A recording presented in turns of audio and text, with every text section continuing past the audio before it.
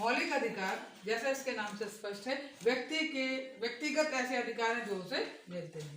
1787 में जब अमेरिका का संविधान बना तब मौलिक अधिकारों की व्यवस्था नहीं थी, मगर जब रूस का संविधान 1937 में बनता है तब मौलिक अधिकार और कर्तव्य दोनों की व्यवस्था थी, और उसके बाद भारत स्वतंत्र होता है। तो भारत में भी मौलिक अधिकार तो संविधान के भाग 3 में दिए गए, मगर मौलिक कर्तव्य नहीं थे।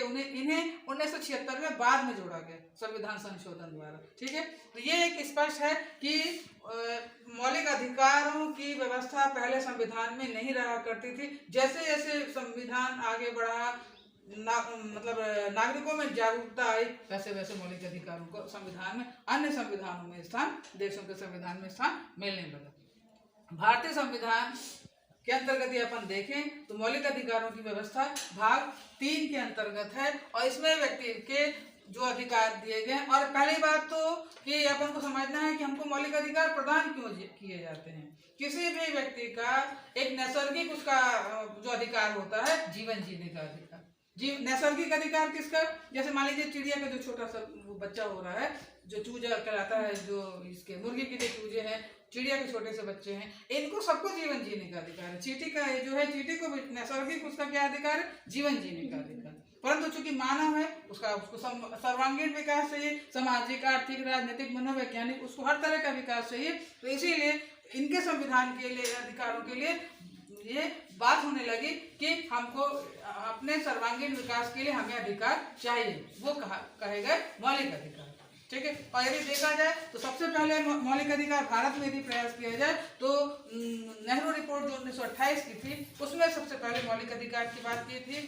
जो लोकमान्य तिलक थे, उन्होंने कहा था स्वतंत्रता मेरा जन्मसिद्ध अधिकार है, मैं इसे लेके रहूंगा। सबसे पहला अधिकार तो उन्होंने कहा हमें स्वतंत्र होना चाहिए, और जब स्वतंत्र हो जाएगा व्यक्ति तो उसके अपने उस देश का अपना संविधान बनेगा, उसके अपने अधिकार बनेंगे।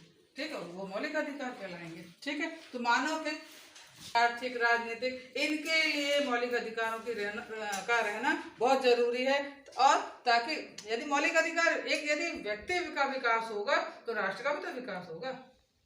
ठीक है, ठीक है। अब अपन को ये देखना है मौलिक अधिकार कितने प्रकार के हैं। 6। कौन कौन से? धार्मिक स्वतंत्रता का अधिकार, समानता का अधिकार, और कितने 6 अधिकार आपने बताया। ठीक, पहले कितने अधिकार थे कुल? पहले 7 थे। पहले 7 थे। 7 थे संपत्ति का मिला करके, संपत्ति है ना, संपत्ति का अधिकार। तो इसे अब नहीं है ये संपत्ति का अधिकार, ये अधिकार विलोपित कर दिया गया। अब आएंगे सबसे पहले समानता का अधिकार। ठीक, बस करो।